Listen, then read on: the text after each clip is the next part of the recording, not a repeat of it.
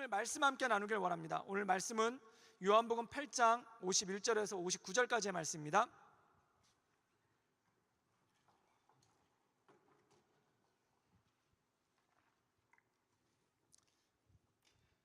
신약성경 요한복음 8장 51절에서 59절까지의 말씀입니다.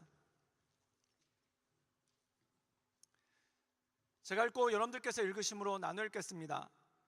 요한복음 8장 51절에서 59절까지 말씀입니다. 제가 먼저 읽겠습니다. 진실로 진실로 너에게 이르노니 사람이 내 말을 지키면 영원히 죽음을 보지 아니하리라.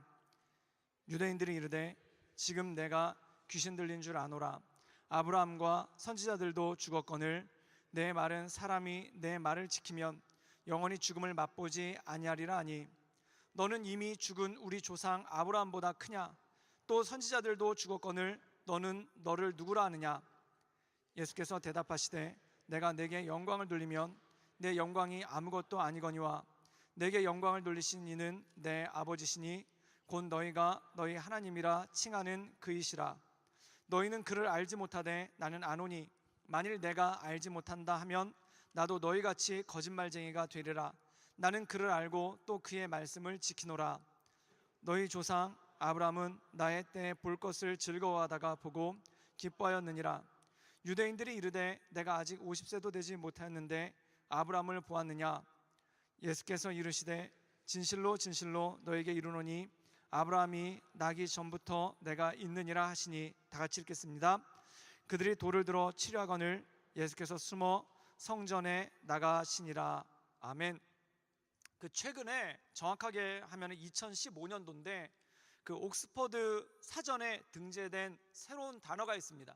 그 옥스퍼드 딕셔너리에 올라온 새로운 단어가 있는데 그 단어가 뭐냐면 험블 브렉이라는 단어가 올라갔습니다.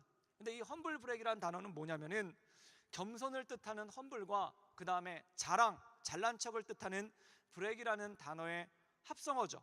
그래서 우리말로 번역하면은 겸손하게 자랑하기인데 좀 더 정확하게 그 한국인들에 맞게끔 의역을 하면은 그 뜻이 뭐냐면은 은근한 잘난 척이라는 이런 뜻입니다. 그리고 이걸 갖다 좀 더 번역을 하면 무슨 뜻이냐면은 은근한 자랑질이라는 이런 말로 나왔다는 거예요. 그런데 옥스퍼드 사전에서 이 험블 브렉, 은근한 자랑질이라는 단어를 왜 올리게 됐냐면은 이게 인터넷 용어예요. 근데 어디서 많이 적용되는 용어냐면은 그 페이스북이나 인스타그램을 할 때 사람들이 거기에 굉장히 많은 사진과 글들을 올리지 않습니까? 그런데 거기에 보면은 그 많은 정보들을 올리기도 하지만 이 페이스북에서 그 페이스북이나 인스타그램에 올리는 걸 갖다 분석해 보니까 20% 정도가 정보고 80% 정도가 자랑이라는 거예요. 근데 자랑을 대놓고 자랑을 하면은 사람들한테 얕보이게 되니까 은근하게 자랑을 하는데 그 페이스북이나 인스타그램 상에 올리는 은근한 자랑의 행동을 갖다가 험블 브렉이라고 단어로서 정의를 했습니다. 그래서 우리나라 말로 하면은 은근한 자랑질이라는 그런 뜻이에요. 그래서 그 자랑을 어떤 형식으로 하냐면은 무슨 큰 상을 수상했어요. 이런 상을 수상했어요 라고 대놓고 자랑을 하면은 굉장히 촌스러운 거고요. 어떻게 자랑을 하냐면은 엄청나게 큰 트로피를 들고 있느라 너무 힘들었어요. 이렇게 나오는 거예요. 그래가지고 팔 아픈 사진, 그래서 팔에다가 이렇게 파스 사진을 붙여놓고 너무 큰 트로피를 들고 있느라고 힘들었어요. 이렇게 자랑을 하는 게 은근한 자랑질이라는 겁니다. 또 예를 들자면 이런 거예요. 비싼 자동차를 샀었을 때 그 자동차 사진을 찍어놓고 새로 산 나의 비싼 차 이렇게 자랑을 하면은 굉장히 촌스러운 거고, 어떻게 자랑을 하냐면은 오랜만에 차를 세차했어요. 그래서 차를 세차를 해놓은 다음에 그 사진을 찍어서 차가 새로워졌어요. 뭐 세차하기 정말 힘드네요. 이러면서 자동차 사진을 찍는 것이 은근한 자랑질이라는 거예요. 그래서 이런 은근한 자랑질로 인해서 그 새로운 업종들이 생겼는데 그 업종 중에 하나가 뭐냐면은 그 팔찌 시장이 굉장히 커졌다라고 얘기를 합니다. 왜냐하면은 그 은근한 자랑질의 중요한 아이템 중에 하나가 그 팔찌라는 거예요. 그래서 이 페이스북에서 사진을 분석했는데 가장 많이 올라온 사진이 뭐냐면은 커피잔을 들고 있는 손의 모습을 굉장히 많이 찍었다는 거예요. 그래서 오늘 나른한 오후 친구와 함께 커피 한 잔. 근데 그 커피잔에 보면 항상 팔찌가 있더라는 거예요. 그래서 그 루이비통이나 샤넬 같은 명품 브랜드에서 가방을 출시를 하다가 그걸 보고 시장을 바꿨는데 팔찌 시장이 커졌다는 겁니다. 그래서 굉장히 액세서리 아이템 중에 팔찌가 많이 출시됐고, 실제로 루이비통이나 샤넬 같은 아이템 중에서 팔찌의 매출량이 많게는 200% 이상 성장을 했다는 겁니다. 그리고 이 여자친구한테 선물을 하려는 남자친구들이 가방을 선물한 건 굉장히 부담스럽잖아요. 근데 팔찌는 상대적으로 저렴하기 때문에 그 팔찌를 선물하는 일이 많아져서 그 액세서리 시장 중에 팔찌라는 아이템이 굉장히 올라가기 시작했다는 거예요. 이게 제가 한 말이 아니라 2016년도 트렌드 코리아라는 그 전문 서적이 있는데, 그게 서울대학교 소비자경제학과에서 매년 나오는 거예요. 근데 거기서 분석한 시장입니다. 그래서 그 남자친구한테 조언을 하기를 가방을 선물하려고 하지 말고 팔찌를 선물하라 라는 그러한 그 일말의 조언도 그 안에 있더라고요.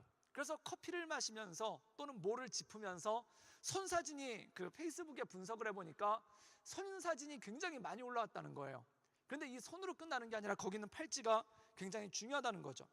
그런데 이런 성향들에 대해서 얘기를 하면서 이 경제학자들이 페이스북에 올라와 있는 사진을 굉장히 많이 분석해 본 결과 어떤 자랑을 가장 많이 하는가, 사람들이 이 사진에다가 어떤 종류의 자랑을 가장 많이 하는 걸 갖다 꼽았더니 그 부동의 1위가 뭐였냐면은 여행에 관련된 사진과 내용들이 가장 많았다는 겁니다. 그래서 예를 들어서 어떤 사진이 가장 많았냐면은 공항 사진이 가장 많았다고 그래요. 그래서 공항에 가가지고 출발하기 몇 분 전, 그리고 이렇게 왜 이미그레이션 사진을 찍은 것들이 굉장히 많았고요. 그 다음에 두 번째로 많은 사진이 뭐냐면은 여권, 파스포트 사이에다가 그 티켓을 꼽아놓고 이제 곧 떠날 시간, 뭐 이런 식으로 올려놓은 것들이 굉장히 많았다는 겁니다.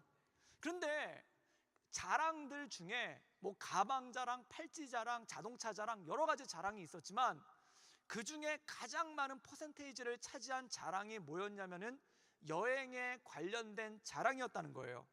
그렇다면 사람들이 이 여행에 관련돼서 왜 그렇게 많이 자랑을 하는가? 이 뜻은 뭐냐면은 그리고 여행에 관련된 자랑을 했었을 때 밑에 붙는 댓글도 다 분석을 했어요. 이거 무서운 사람들입니다. 그 밑에 붙은 분석이 뭐냐면은 좋겠다, 나도 가고 싶다, 나도 내년에는 꼭 가야겠다는 뭐 이런 것들이 가장 많이 붙었다는 거예요.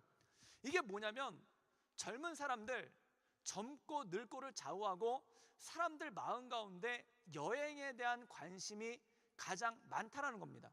남녀노소를 불문하고 이 여행에 대한 자랑을 가장 많이 하는 이유가 뭐냐면은 여행에 대해서 사람들이 굉장한 많은 관심을 가지고 있고, 또한 여행을 떠나고 싶어하고, 또한 그 여행을 가면은 조금 더 멀리 그리고 좀 더 새로운 곳으로 가고 싶다는 그러한 마음들이 굉장히 많았다라는 거예요.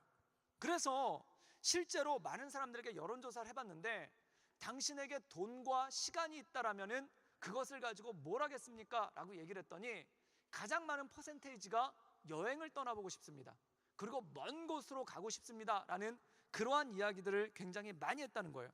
그래서 이 워킹홀리데이라는 프로그램이 호주에도 있는데, 이 워킹홀리데이라는 프로그램이 어떤 거냐면은 일하면서 여행해 보지 않겠습니까? 그러니까 여행을 하면 돈을 쓰잖아요. 근데 돈을 쓰는 여행이 아니라 돈을 벌면서 여행을 해보지 않겠습니까? 라는 것이 바로 이 워킹홀리데이라는 프로그램의 시작이라는 거예요. 그럼 여기서 볼 수 있듯이 사람들 마음 가운데 굉장히 원하는 것 중에 하나가 여행을 가고 싶다라는 거예요. 그러면 여행이 뭐길래 왜 이렇게 사람들이 여행을 가고 싶어 하는가? 그것에 대해서도 또 분석을 해봤어요. 그게 뭐냐면 여행의 좋은 점은 무엇이라고 생각합니까? 라고 했더니 첫 번째가 뭐냐면 새로운 경험 때문에, 새로운 경험을 하고 싶어서 여행을 하고 싶다라고 얘기를 합니다. 또 어떤 사람들은 이런 얘기를 해요. 일상으로부터 탈출하고 싶어서, 그래서 여행하는 순간에 느끼는 자유로움, 또 여행을 출발하는 순간에 느끼는 그 자유로움이 무엇과도 바꿀 수 없고 형용할 수도 없는 큰 기쁨이 오기 시작한다는 거예요. 그래서 어떤 사람 얘기가 뭐냐면 여행 날짜를 남겨두면은 열흘 전부터 기분이 좋아지기 시작한다는 거예요. 그리고 여행을 떠나기 직전에, 특별히 해외여행이나 비행기를 타고 가는 여행을 할 때 여행을 떠나는 날짜가 다가올수록 기분이 좋아지고, 회사에서 기분 나쁜 일이 있어도, 또한 회사에서 직장 상사들이 뭐라고 해도 그래 좀만 참으면 여행 간다 라는 그 마음 때문에 그걸 잘 이겨낼 수가 있다는 겁니다. 그럼 가장 절망스러울 때가 언제냐고 물어봤더니 여행에서 돌아올 때라고 얘기를 했어요. 그래서 가장 고통스러운 순간이 항상 여행에서 돌아올 때는 야간 비행기를 타고 들어온대요. 그래서 그 새벽에 피곤하고 찌뿌둥한 몸을 가지고 공항에 도착했을 때가 가장 막막하다라는 응답이 제일 많았었습니다. 그런데 이렇게 생각을 해봤습니다. 여행은 왜 즐거운 것일까? 여행은 왜 기쁜 것일까? 그리고 여행은 왜 사람들에게 새로운 느낌과 새로운 힘을 주는 것일까? 라는 그 근본 이유에 대해서 제가 곰곰이 생각했는데, 여행이 즐거운 이유는 돌아갈 곳이 있기 때문에 여행이 즐겁다는 겁니다. 여러분, 여행이 즐거운 이유는 뭐냐면 돌아갈 집이 있으니까 여행이 즐거운 거예요. 여러분 생각해 보십시오. 돌아갈 곳이 없는 여행을 뭐라고 얘기하냐면 방랑이라고 얘기를 합니다. 그리고 돌아갈 곳이 없는 여행을 뭐라고 얘기를 하냐면 떠돈다라고 얘기를 합니다. 여러분, 우리는 돌아갈 곳이 없이 여행하는 사람들을 뭐라고 부르냐면은 난민이라고 부른다는 거예요. 그래서 보트피플이라는 용어가 있습니다. 이 보트피플이 뭐냐면은 난민들이 바다에다 배를 띄운 거예요. 그런데 이 난민들을 받아주는 항구가 하버가 하나도 없어가지고 바다 위에서 떠돌다가 그냥 죽게 된다는 거예요. 그래서 보트피플이라는 용어로서 난민들에 대해서 설명을 합니다. 현재 한국의 인천공항에 제가 검색을 해봤는데 인천공항에서 떠돌고 있는 사람이 몇 명이냐면은 150명이래요. 이 사람들이 다 난민이에요. 왜냐하면 한국에서 받아주지를 않아요. 왜 받아주질 않냐면은 돌아갈 곳이 없기 때문에 받아주질 않아서 인천공항에서 150명 정도의 사람들이 그냥 떠돌고 있다는 거예요. 시드니 공항도 비슷한 숫자의 사람들이 떠돌고 있다는 겁니다. 여러분, 공항은 굉장히 기분 좋은 곳 아닙니까? 그래서 어떤 사람은 기분이 울적할 때 공항에 가가지고 그냥 밥을 먹고 온다는 분들도 있어요. 왜 공항에 가냐면 공항의 그 활기로운 분위기, 또한 공항의 그 설렘의 분위기를 느끼고 싶어서 공항을 간다는 거예요. 그럼 공항은 모든 사람들에게 굉장히 긍정적인 곳이에요. 그런데 거기서 가장 슬프게 떠돌고 있는 사람들이 있는데 그들이 누구냐면 난민이라는 겁니다. 여러분, 즐거운 여행을 위해서 반드시 필수적으로 필요한 것이 뭐냐면 돌아갈 곳이 있어야 된다는 겁니다. 여러분, 휴가가 신나는 이유가 뭐냐면 일자리가 있기 때문에, 직장이 있기 때문에 휴가가 신나는 거예요. 휴가가 쉼이 신나지 않는 이유가 뭐냐면 열심히 일할 곳이 없기 때문에 휴가가 신나지 않는다는 것이죠. 여러분, 사람들은 인생을 가리켜서 여행이라고 얘기를 합니다. 그런데 중요한 것은 우리가 돌아갈 곳이 있다면, 우리가 리턴할 곳이 있다면 이 여행은 즐거운 여행입니다. 그리고 기분 좋은 여행입니다.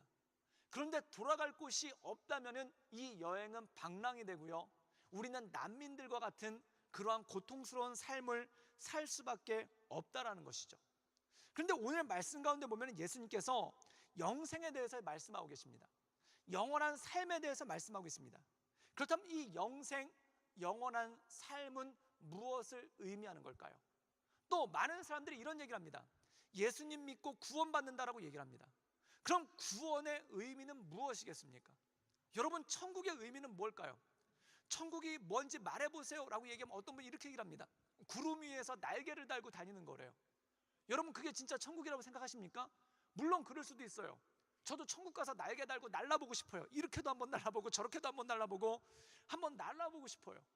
그런데 구름 위에서 정처 없이 날개를 달고 날아다니는 것, 그리고 또 어떤 분이 이런 얘기를 해요. 천국에 가면 하얀 원피스를 입고 다닌대요. 그리고 머리에다 이렇게 원을 하나 달고 다닌대요. 그리고 머리는 다 이렇게 긴 머리를 하고 다닌대요. 금발머리를 하고 다닌대요. 그럼 여러분, 천국이란 진짜 무엇이겠습니까? 구원이란 무엇이겠습니까? 예수님께서는 영원한 삶에 대해서, 영원한 인생에 대해서 얘기를 하는데, 영생이란 무엇인가? 한마디로 돌아갈 곳을 찾는 것, 이것이 바로 구원이라는 거예요. 내가 어디로 돌아가야 될 것인지, 이 땅이라는 긴 여행을 통해서 내 인생이 진정으로 돌아가야 될 곳이 어딘지를 발견하는 것이 바로 구원의 여정이고 영생의 삶의 필수적인 모습이라는 것이죠. 그래서 오늘 예수님께서는 이 영생에 대해서 말씀하는 장면이 오늘 말씀 가운데 나와 있는 것입니다. 우리 요한복음 8장 51절의 말씀을 다시 한번 읽겠습니다. 우리 다 같이 읽겠습니다. 시작. 진실로 진실로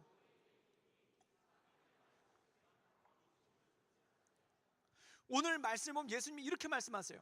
사람이 내 말을 지키면 영원히 죽음을 보지 않을 것이다. 안 죽는다는 거예요. 그럼 여러분, 여기서 영원히 죽지 않을 것이다라는 말씀의 내용이 무엇이겠습니까? 우리가 안 죽는다는 걸까요? 마치 성경에 나오는 에녹이나 또는 엘리야처럼 죽음을 맛보지 아니하고 하늘로 들려올림을 당하는 것, 이것에 대해서 예수님이 말씀하시겠습니까? 아니라는 거예요. 영원히 죽지 않는다는 건 무엇입니까?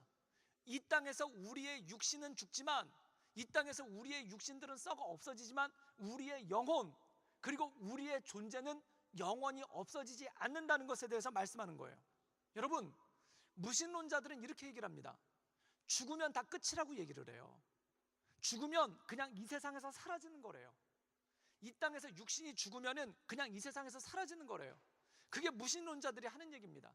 마치 동물이 죽으면 없어지는 것처럼 사람도 죽으면 그 존재 자체가 이 땅에서 사라지고 없어지는 거래요. 여러분, 진짜 그렇게 생각하십니까? 이 땅 가운데 살아가다가 죽으면은 그냥 내 존재는 수증기가 증발하듯이 그렇게 없어지는 거라고 생각합니까? 예수님을 믿지 않는 사람들도 그렇게 생각하지 않아요. 그래서 한국어 중에 죽었다는 표현, 목숨이 끊어졌다라는 표현을 뭐라고 얘기를 하냐면은 돌아가셨다라고 얘기를 합니다. 돌아가셨다는 건 무엇을 의미할까요? 긴 여행을 끝나고 자기의 집으로 돌아갔다는 거예요. 그래서 사람들은 예수님을 믿건 안 믿건 영생에 대해서 이 존재, 삶의 사람의 존재라는 것이 영원한다는 것에 대한 믿음이 있어요. 그럼 돌아가기는 돌아가는데 어디로 돌아가느냐? 이것이 굉장히 중요한 것 아니겠습니까? 여러분, 예를 들어서 이런 거예요. 아무리 무신론자라도 누가 돌아가셨을 때 우리 아버지가 어제 사라지셨습니다 이렇게 얘기하지 않아요. 죽어서 사라지셨습니다 그렇게 얘기하잖아요. 돌아가셨습니다 라고 얘기합니다. 그리고 또 이렇게 얘기합니다. 하늘나라로 가셨습니다 라고 얘기를 합니다. 이건 무엇일까요? 이 땅에서 우리의 존재가 사라지는 것이 아니라 삶의 위치만 바뀌어가는 것과 똑같이 죽음이란 것은 그러한 것이라는 거예요. 그럼 중요한 것이 이것입니다. 구원이란 무엇일까? 구원이란 어느 곳으로 돌아가는지를 아는 것이 바로 구원의 척경이라는 것입니다.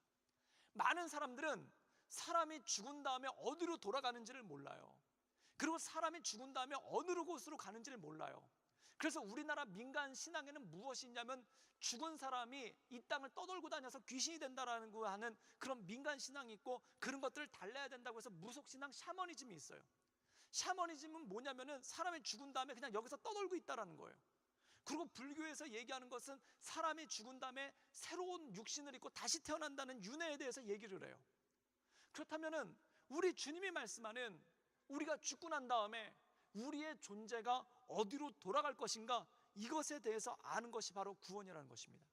여러분, 내가 어디로 돌아갈 것인지, 그리고 나의 돌아갈 곳은 어딘지, 이것을 알면 우리의 인생은 여행이에요. 그런데 우리의 인생이 어디로 돌아갈지를 모르고 사는 건 뭐냐면은 방랑이라는 겁니다. 우리의 삶이 어디로 돌아갈지를 모르고 이 땅 가운데 사는 것은 난민과 똑같은 그러한 삶을 살아간다는 것이죠. 사랑하는 여러분, 그럼 성경은 그 돌아갈 곳을 어디로 얘기하고 있습니까? 누가복음 15장에 보면 탕자의 비유가 있어요. 거기서 네가 반드시 돌아가야 될 곳이 있다. 그것이 바로 아버지의 품, 아버지의 집으로 돌아가라는 것입니다. 여러분, 돌아갈 곳이 분명한 사람은, 어디로 돌아가야 되는지를 분명히 아는 사람은 이 땅에서의 삶을 어떤 식으로 살아야 될지를 알게 된다는 것이죠. 저는 그 한국을 떠나서 베트남에서 2년 반 정도를 살았어요. 그게 제 해외 생활의 첫 번째인데, 어떻게 갔냐면은 5월 5일 날 전화를 받았어요. 5월 5일 날 뭐라고 전화를 받았냐면은 베트남을 가라는 거예요. 그래가지고 거기서 갈 수 있는지 없는지 30초 안에 얘기를 하래요. 그래가지고 제가 30초까지 기다리지도 않고 저희 아내가 옆에 있길래 물어봤어요. 이렇게 베트남 가래? 그랬더니 저희 아내가 고개를 끄덕거리길래 네, 갈 수 있습니다. 그리고 5초 만에 얘기를 했어요. 그래서 언제 갈까요? 그랬더니 6월 3일 날 가래요. 그래서 5월 5일 날 가는 걸로 결정이 되고 6월 3일 날 가는 걸로 짐을 쌌어요. 그래가지고 짐을 싸가지고 베트남을 갔는데, 근데 저는 알았어요. 그게 뭐냐면은 내가 베트남에 영원히 살지 않을 거란 걸 알았어요. 첫째, 왜 영원히 살지 않았냐면 제가 그때 그게 베트남을 가본 게 처음이에요. 그리고 저는 베트남에 대해서 아무것도 몰라요. 하노이가 어디 있는지, 호치민이 어디 있는지, 사이공이 어딘지 아무것도 몰라요. 베트남 말도 몰라요. 그리고 베트남의 역사에 대해서도 잘 몰라요. 그런데 그냥 교회에서 가라고 저한테 오더가 내리니까 네, 그러고 순종해서 간 거예요. 근데 가면서 확실하게 알았어요. 몇 년 살지 않을 거란 걸 알았어요. 그래서 저희가 가서 몇 년 살지 않을 걸 알았기 때문에 그 삶의 모습이 바뀌는 거예요. 어떻게 사냐면, 첫째, 가구를 하나도 안 샀어요. 왜 가구를 안 샀냐면 이사하기 힘들까 봐. 그래서 새로운 가구 같은 걸 사지를 않았어요. 그리고 뭐가 필요해서 사더라도 플라스틱으로 된 가벼운 거, 또는 천으로 된, 왜 그 비키니 옷장이라고 그러지 않습니까? 그 천으로 된 그런 옷장만 샀지 절대 무겁거나 비싸거나 좋은 걸 사지 않았어요. 그 이유가 무엇인가? 나는 여기서 몇 년 있지 않을 거라는 걸 알기 때문에 첫 번째 그렇게 한 거예요. 뭐가 중요한지, 뭐가 중요하지 않은 거를 안 거예요. 또 거기 사면서 뭘 했냐면은, 그 비싼 가구에 욕심내지 않았어요. 그리고 비싼 차에 욕심을 내지 않았어요. 그리고 좋은 집에 욕심을 내지 않았어요. 그 이유가 뭐냐면은 몇 년 있으면 떠날 거니까. 그럼 거기 있는 동안에 뭐에 욕심을 냈는가? 첫 번째, 베트남에 내가 언제 더 올지 모르니까 베트남어를 한번 배워보자. 그래서 6개월 동안 개인 선생님을 고용을 해가지고 베트남어를 배웠어요. 그러면서 베트남어를 배우니까 한 가지 놀라운 현상이 나타나더라고요. 그게 뭐냐면은 영화를 볼 때 중국말과 베트남 말이 구별이 됐어요. 그래서 뭐가 베트남 말인지 정도 알겠더라고요. 그 다음에 두 번째 했던 게 뭐냐면은 베트남에 대해서 한번 경험을 해보자. 그래서 한국 음식을 먹지 않고 베트남 음식을 먹었는데, 베트남 음식 가운데 뭘 먹었냐면 베트남 쌀국수. 여러분들이 좋아하는 월남 쌀국수가 17가지 종류가 있어요. 그 중에 여기서 먹는 건 딱 한 가지 종류예요. 그래서 국물을 쇠고기로 낸 게 있고, 닭고기로 낸 게 있고, 돼지고기로 낸 게 있고, 그냥 물로 끓인 게 있고, 향신료를 토마토를 넣은 게 있고, 파인애플을 넣은 게 있고, 그 다음에 고수를 넣은 게 있고, 그 다음에 아무것도 안 넣은 게 있고, 면이 굵은 게 있고 작은 게 있고, 그 다음에 국물을 걸쭉하게 해서 빵에 찍어 먹는 게 있고, 그 다음에 그냥 국수만 해서 먹는 게 있고, 국수랑 국물이랑 따로 먹는 게 있어요. 그리고 어떤 건 돼지 독발이 통째로 떠 있는 게 있고, 어떤 건 돼지 귀가 들어가 있는 게 있고, 뭐 이런 식이에요. 그래서 그 17가지 종류를 갖다가 다 먹어봤어요. 그리고 거기다 명찰을 달았어요. 일기도 썼어요. 오늘은 뭐 먹은 날. 그래가지고 이렇게 그림도 그렸어요. 이렇게 돼지 뼈다귀 올려놓고, 돼지 발 올려놓고, 귀 올려놓고. 그러면서, 왜냐하면 거기서만 경험할 수 있는 거니까. 그리고 또 하나 여기서 경험할 수 있는 게, 그 메콩강을 한번 가봐야 되겠다. 그래가지고 메콩강에 나무배를 타고 저 혼자 있을 때 여행을 갔어요. 제가 혼자 나무배를 간 게 아니라, 물론 이렇게 그 싱가페라는 여행사에다 해가지고 갔죠.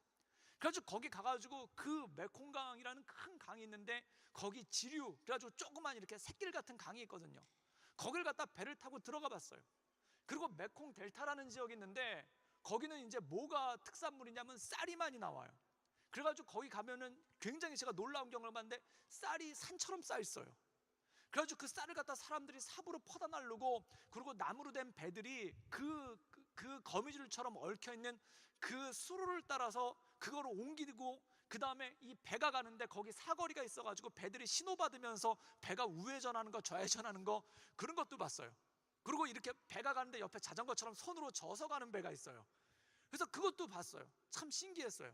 그리고 메콩델타 지역의 특산물 중에 하나가 쥐고기가 있어요. 그래가지고 그거를 사람들이, 그 마우스 스테이크가 있어요. 그래서 그걸 사람들이 이렇게 먹는 걸 옆에서 봤어요. 그리고 끔찍했어요. 이런 걸 먹는구나. 그리고 베트남 교회가 어떻게 예배를 드리는지 거기 가서 그거를 다 경험을 해봤어요. 왜 그런가? 내가 여기서 있을 날이 그렇게 길지가 않으니까 진짜 중요한 게 뭔지 나오는 거예요. 그 진짜 중요한 게 뭐냐면은, 자동차 사는 거, 집 사는 거, 그 다음에 좋은 옷 입는 거. 그리고 베트남에서 좋은 옷이 필요가 없어요. 어차피 땀으로 다 범벅이 되기 때문에 티셔츠 몇 벌이면 충분해요. 그 다음에 가구, 이런 게 별로 중요한 게 아니에요. 대신에 베트남에서만 느낄 수 있는 게 뭘까? 베트남에서만 경험해 볼 수 있는 게 뭘까? 그 다음에 베트남에서만 내가 얻어갈 수 있는 게 뭘까? 이것에 집중해서, 왜냐하면 언제 돌아가게 될지 모르니까 거기서 그걸 갖다 다 한번 해보고 싶은 거예요. 그래서 때로는 어떤 일도 있었냐면은 그 어떤 배를 하나를 탔었는데 나무 배를 한번 탔었어요. 그래서 나무 배를 타고 건너는데 그 배를 탔더니 선장님이 바가지 같은 걸 하나 주는 거예요. 그래서 그 바가지를 가져가지고 이 용도가 뭔가, 그래가지고 이렇게 탔는데 다른 손님들한테도 바가지를 하나씩 다 주는 거예요. 그래서 그 바가지를 갖다 이렇게 작은 배인데 한 20명 정도 타는 작은 배인데 바가지를 하나씩 다 주는 거예요. 그래서 바가지를 이렇게 하나씩 들고 있었는데 그 배가 이렇게 강을 건너요. 강을 건너는데 손님들이 뭘 하냐면 그 바가지를 가지고 다 물을 푸내고 있어요. 그래서 봤더니 배가 조금씩 계속 가라앉고 있어요. 그래가지고 시골 지역에서는 그걸 갖다가 바가지로 계속 물을 퍼면서 이렇게 건너는 거예요. 그런데 그게 되게 재밌는 거예요. 왜 재밌을까요? 여행이니까 그래요. 여행이니까 그게 새로운 거예요. 그게 신선한 거예요. 그리고 그거에 대해서 너무너무 재밌고 그걸 가지고 일기도 썼어요. 오늘 배를 탔다, 바가지로 물 풀면서 건넜다, 팔 떨어질 뻔했다, 참 재밌었다. 그러면서 그걸 쓰는 거예요. 여러분, 돌아갈 곳이 있으면요 인생은 누리는 겁니다. 그런데 돌아갈 곳이 없으면은 늘 노심초사하는 거예요. 늘 걱정하는 거예요.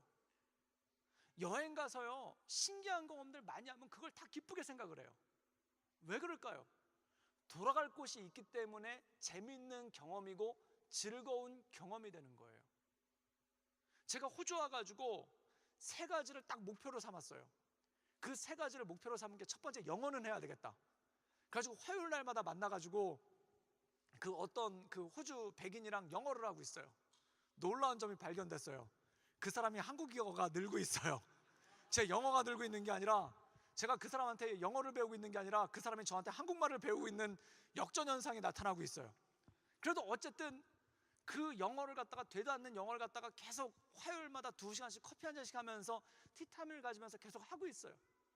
또 하나 꼭 해야 될 게 뭐냐면은 호주에 왔으니까 커피 정도는 만드는 법은 배워가야 되겠다. 그래서 요즘에 커피 열심히 배우고 있어요.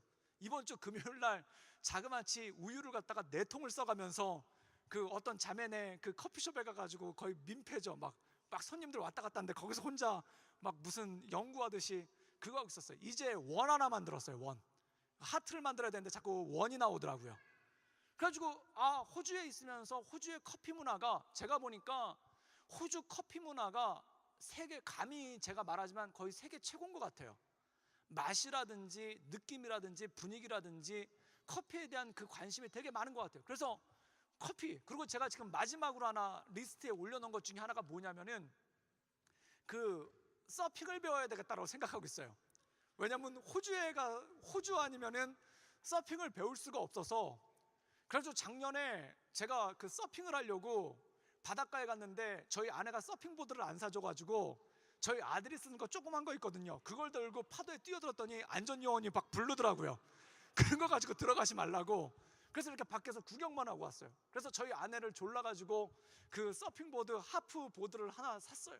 그래서 지금 그거 가지고 올 여름에 기다리고 있어요. 내가 일어서서 하는 서핑은 못하더라도 무릎 꿇고 겸손하게라도 한번 서핑을 해볼 것이다 라는 마음을 가지고 있어요. 근데 왜 그런가? 여기서 살면서 언제까지 살 수 있을지 모르니까, 호주에서 수만 번 쉬는 거, 그 다음에 호주에서 살아가는 거 하나하나가 나한테 너무 소중한 추억이 되는 거예요. 그리고 그것들을 호주에서 느낄 수 있는 것, 호주에서 경험할 수 있는 것, 또한 호주에서 생각할 수 있는 것, 그거 한번 다 해봐야 되겠다. 그래가지고 그걸 하고 있는 거예요. 저희 옆집에 무슬림이 살아요. 그것도 새로운 경험이에요. 그래서 금요일 날만 되면 시끄러워 죽겠어요. 이 사람들 다 모여가지고 하얀 원피스 입고 몰려와가지고 거기서 막 예배를 드려요. 그래가지고 제가 그걸 어떤 목사님께 얘기했더니 저더러 목사 가운을 입고 다니래요. 그래가지고 금요일 날은 그 사람들 그 원피스 입고 나타나면 저도 목사 가운을 입고 나타나서 난 목사다 이러고 다니래요. 그런데 이것도 참 새롭다. 이것도 참 새로운 경험이다. 그런데 알았어요. 그게 뭐냐면은 나한테 돌아갈 곳이 분명하면은 모든 게 다 새로워요. 모든 게 다 재밌어요. 모든 게 다 즐겁다는 겁니다. 여러분, 구원의 확신이, 또는 구원받은 삶이 왜 중요한가? 돌아갈 곳이 없는 사람은요, 이 땅에서 안 되면은 다 안 되는 거예요. 돌아갈 곳이 없는 사람은요, 이 땅에서 길이 막히면 다 막히는 거예요. 돌아갈 곳이 없는 사람은요, 이 땅에서 실패하면 다 실패하는 거예요. 그러나 돌아갈 곳이 있는 사람에게는 이 땅에서의 실수, 이 땅에서의 실패, 그리고 이 땅에서의 넘어짐들이 고난과 좌절과 절망이 아니라 하나의 누림이 되는 겁니다. 그것을 누릴 수 있는 거예요. 제가 보니까 호주에서 세계에서 9번째로 무섭다는 롤러코스터가 있어요. 그게 슈퍼맨이라고 그 무비월드라는 골드코스트에 있는 그 테마파크, 띵파크에 그게 있어요. 물론 타보진 않았어요. 그냥 멀리서 비명소리만 듣고 되게 무섭겠다 그랬어요. 그런데 거기 사람들이 그걸 경험하려고 줄을 서 있어요. 1시간 넘게 줄을 서 있어서 막 두려워하고 막 초조해하고, 이게 막 철컹철컹 올라갈 때 어마어마 막 그러면서 막 비명을 지르는 소리가 밑에서도 다 들려요. 근데 사람들이 너무 즐거워해요. 왜 그럴까요? 분명하기 때문에 그래요. 제가 세상에서 제일 무서운 거 한번 타봤는데 월미도 바이킹입니다. 지금도 잊을 수가 없어요. 탔는데요, 안전벨트가 풀리는 거예요.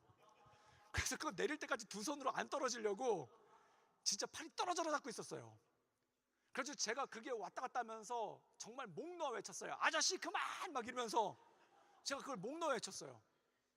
여러분, 안전벨트가 풀리니까 즐거움이 사라지더라고요. 막 그 생명이 왔다 갔다 하는 거예요. 그런데 월미도 바이킹보다 수십 배는 더 무서운 그 슈퍼맨이라는 그걸 타면서 왜 즐겁다고 비명을 지르고 두 손을 지르고 만세를 할까요? 안전벨트가 있어서 그래요. 사람이 뭔가 나에게 돌아갈 곳이 있다, 뭔가 나에게 갈 곳이 있다, 뭔가 나를 붙잡아 주는 곳이 있다라고 하면은 이 땅에서 겪는 모든 것들은 즐거움이 되고 기쁨이 되고 누림이 된다는 거죠. 여러분, 구원이라는 게 단지 죽어서 천국 가는 것, 그것만을 의미하는 것 같습니까? 아니에요. 천국을 소망하는 사람, 천국을 바라보는 사람은 이 땅에서의 삶이 새로워지는 거예요. 진정한 여행, 방랑이 아니라, 방황이 아니라, 난민으로서 사는 것이 아니라 진정한 여행이 무엇인지, 이 땅에서 하나님께서 우리에게 주신 그 누림이 무엇인지, 그것을 통해서 우리 안에 역사하는 것들이 무엇인지를 알 수가 있다라는 거죠. 여러분, 누림에 대해서 사라지면은 사람한테 제일 먼저 오는 게 뭐냐면 귀찮음이에요. 모든 게 다 귀찮아요.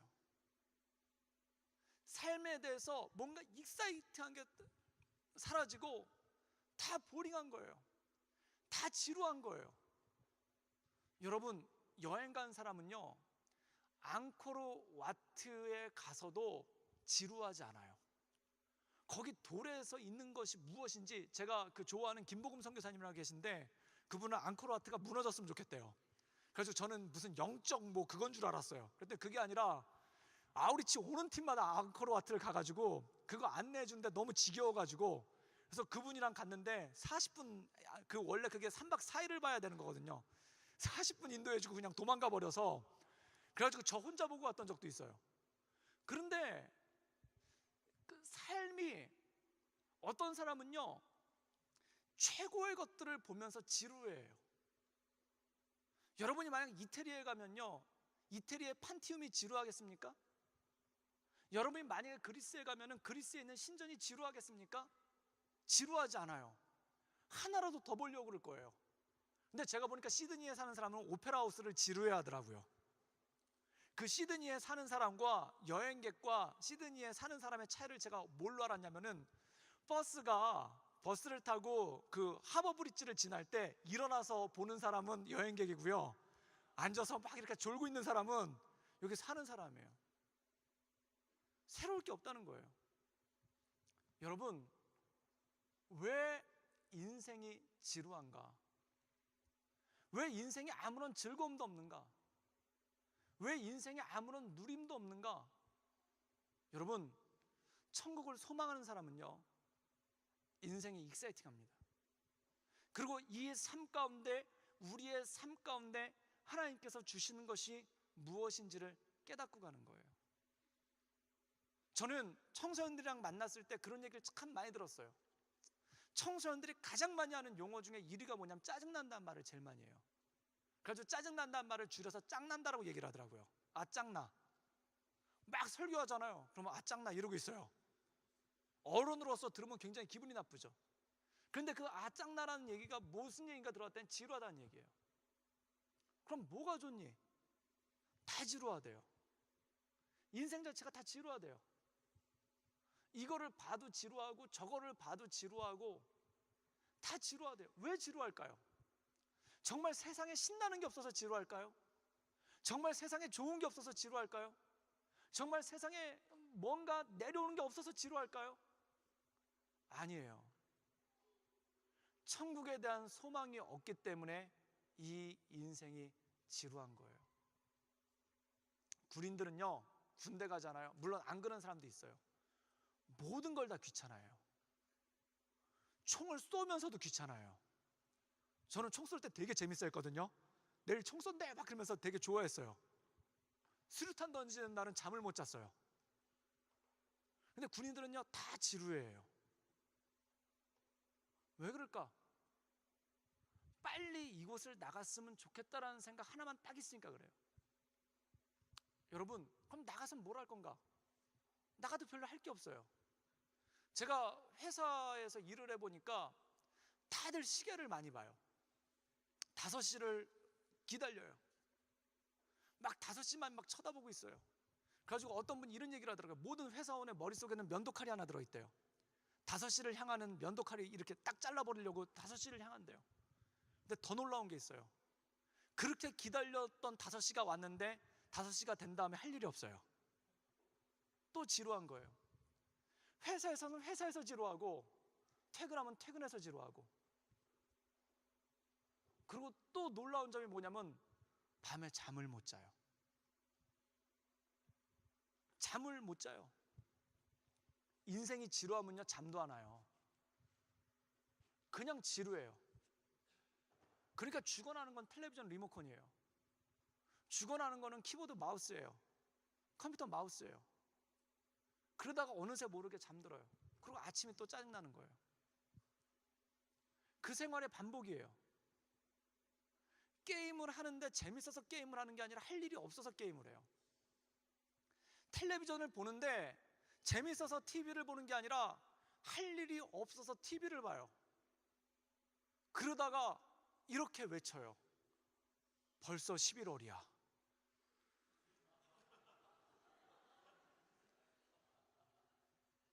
끔찍해지는 거예요. 인생은 지루해지고 그 지루한 여정 가운데 그냥 흘러만 가는 거예요. 여러분, 저는 놀라운 걸 하나 봤는데 여행 가서 늦잠 잔 사람 한 명도 못 봤어요.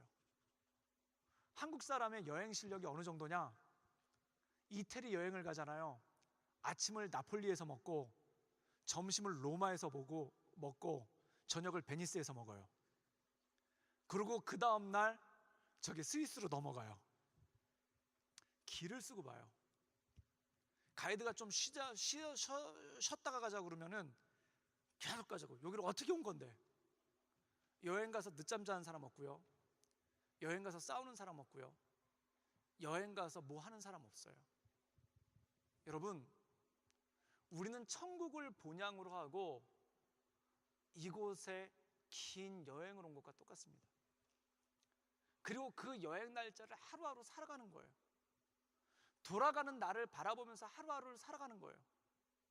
천국에 소망이 있는 사람은 그 돌아갈 곳이 분명하기 때문에 방황하지 않고 간다는 겁니다. 여러분, 영생은 바로 그것인 것입니다. 영생은 너에게 돌아갈 곳이 분명히 있다라는 거죠. 그러면 이 시대 가운데 이 삶을 어떻게 살아가는 것이 중요한가? 때로 이럴 때가 있어요. 제가 전에 그 아우리치 그 청년부를 한국에서 섬겼을 때 지리산 쪽에 아우리치 팀이 22개가 들어가 있었어요. 그래서 그 팀을 갖다가 이제 하나씩 이렇게 방문을 하는 프로그램이 있었는데 운전을 하고 왔죠. 그때 혼자 운전을 하고 왔어요. 혼자 운전을 하고 왔는데 그때 내비게이션이나 GPS 같은 게 없었을 때예요. 그때 이제 지리산을 돌아갔는데 지리산이 대단한 산입니다. 정말 깊고 길이 뭔지를 모르겠어요. 길을 뺑뺑이를 계속 도는 거예요. 그러다가 나중에는 이게 답답한 거예요.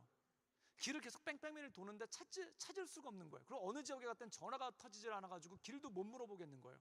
그래서 막 길을 물어봤더니 목사님 쭉 돌아가시면요 큰 사과 동상이 있어요. 그리고 거기서 쭉 가다 보면 무슨 약국이 있어요. 그리고 거기서 쭉 가다 보면은 무슨 장군 동상이 있어요. 거기서 뒤돌아오시면은 또 뭐가 있어요. 이러면서 찾아가는 거거든요. 근데 아무리 봐도 그런 게 없는 거예요. 사과 동상이 어디 있어? 막 이러면서. 그런데 못 찾겠는 거예요. 그래가지고 있는데 그러니까 초조하죠. 몇 시간을 갖다 계속 같은 자리만 뺑뺑 돌고 있으니까. 근데 가다가 안 되겠어가지고 어떤 집을 하나 찾아가서 거기서 지도를 달라고 그랬어요. 그랬더니 거기 있는 할아버지가 지도를 펴주면서 길을 안내를 해주더라고요. 그래서 길을 안내해 주는 걸 보고 그 다음에 그 지도를 가지고 길을 찾아가기 시작을 하니까 그 다음부터 풍경이 보이기 시작하는 거예요. 지금 내가 가고 있는 길이 틀린 길이 아니다라는 확신이 오니까 주변의 아름다움이 보이기 시작하는 거예요. 여러분, 사람의 길은 그렇습니다. 내가 가는 길에 대한 확신이 있으면은 주변의 모든 것들이 아름다워요.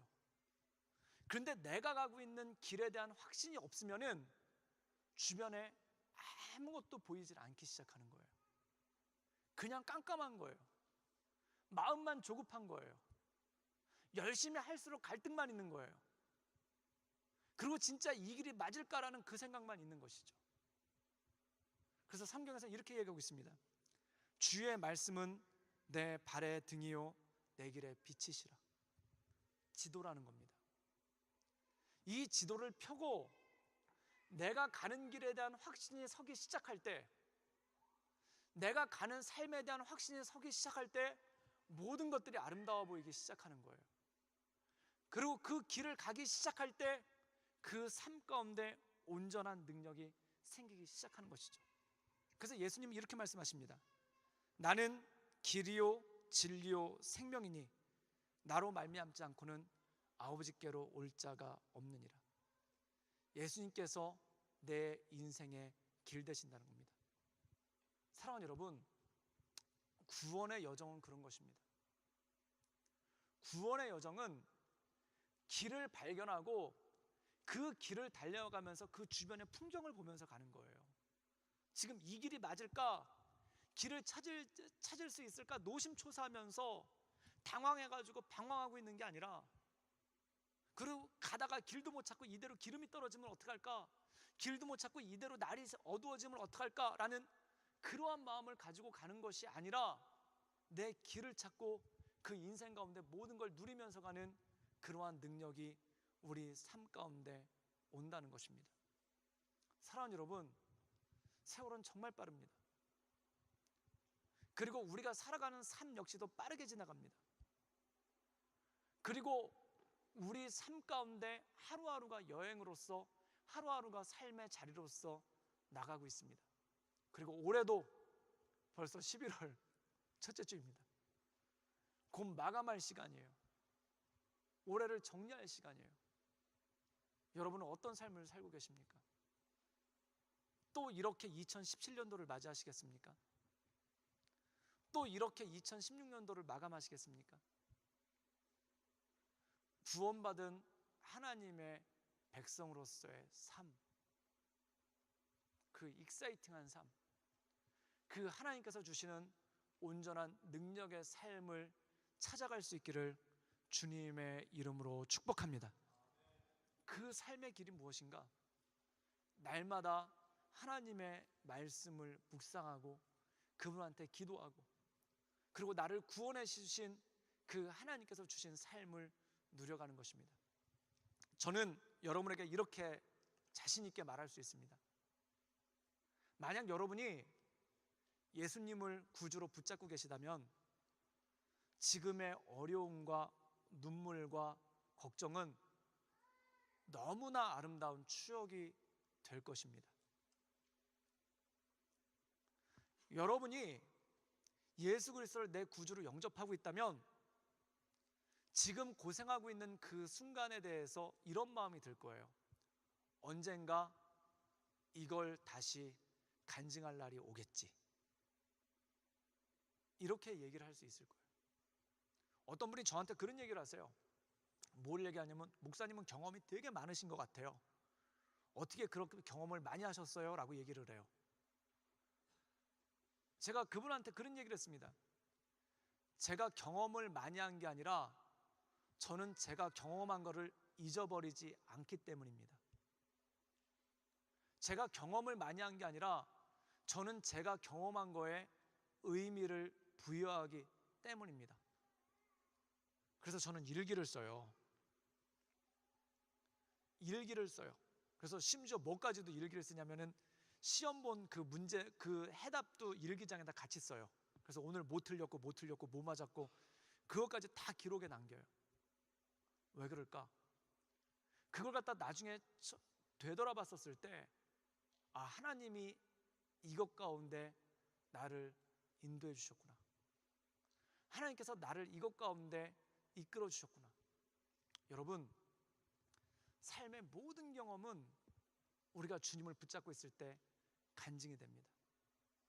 우리가 하루에 느끼는 모든 것들, 아침에 일어나서 저녁에 잠자는 것, 그 모든 것까지가 간증이 되는 거예요. 그래서 이런 찬양이 있어요. 내 인생 여정 끝내어 강 건너 언덕 이를 때 저 하늘문 향해 말하리 예수 인도하셨네. 모든 것 가운데 하나의 인도하심이 있고 인도하심이 있고 인도하심이 있는 겁니다. 여러분, 이 말씀 가운데 날마다 승리하며 나갈 수 있기를 주님의 이름으로 축복합니다. 그 승리 가운데, 그 역사하신 가운데, 그 크신 가운데 날마다 우리를 새롭게 하시는 그 주님을 바라볼 수 있는 능력이